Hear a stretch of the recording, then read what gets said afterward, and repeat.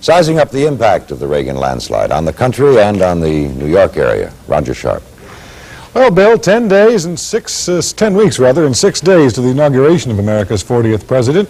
What will the Reagan administration be like? Everyone, amateur and expert alike, wants to know, what does the mandate mean to me? You're probably rather tired of numbers by now, but for the record, and you statistics fans, here's the final measure of the landslide. Some 8,300,000 more Americans voted for Reagan than Carter, a spread of 10 percentage points in the popular vote. Anderson at 7%, enough to get federal campaign money, but in no state can he really be called a spoiler. The Reagan electoral count produced a stunning margin. He won 44 states for 489 electoral votes, while Carter carried only 6 states in the District of Columbia for 49 electoral votes. Big cities and minorities, his only strength, as Reagan took virtually everything else. Thank you very much. The vote data reveals Reagan won largely because of protest, not really because of things he's pledged to do as president. Our exit polling shows very definitely the dislike factor was the strong emotion that did in Jimmy Carter. The hostages, the economy, other frustrations boxing in the president. A negative thought process making change at any cost more important than basic political beliefs.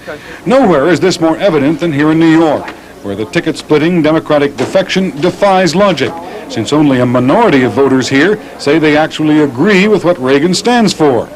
So what will the new president mean to New York? If he is literal about his platform, it will be a disaster for New York City and New York State. I have to believe he won despite his platform. Strong evidence of the softness of Carter's support was the obvious absence at Carter headquarters here last night of supposed supporters, Governor Carey and Mayor Koch. How does the mayor see the ballot result? I would have preferred President Carter, but I do not consider President-elect Reagan to be a disaster. Certainly, Koch hedged his bets by being a little chummy with Reagan before the election.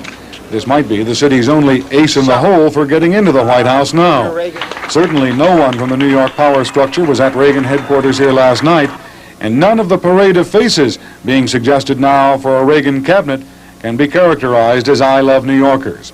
Combine this with Reagan's plans for cuts in federal spending and the new Republican-controlled Senate, and a new large gray cloud is put over New York's financial future. This potential impact on New York resulting from the tilt in government will of course touch many other parts of the country as well. Many observers see in the returns doom for things like the ERA, national health insurance, the new departments of energy and education, not only because of Reagan, but because liberals in general took the worst licking of all.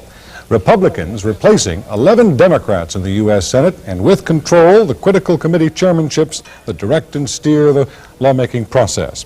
The Democrats will still control the House, but the majority's been cut by 33 seats, and the new Congress seems certain to be receptive to Reagan's conservative programs. House Speaker O'Neill also sees the election as disaster for the Democrats. It's interesting that one of the closest races in the whole country is the Senate contest here in New York, with D'Amato's 88,000 vote edge over Holtzman. She still hasn't conceded. In the long run, it may be that these changes in Congress will be the most significant shift of Election 80. Different days are certainly coming, and some might suggest that defeated names like McGovern, Church, Magnuson, Bayh, maybe even Javits, could all go to Canada and set up a government in exile until liberalism is in vogue again here.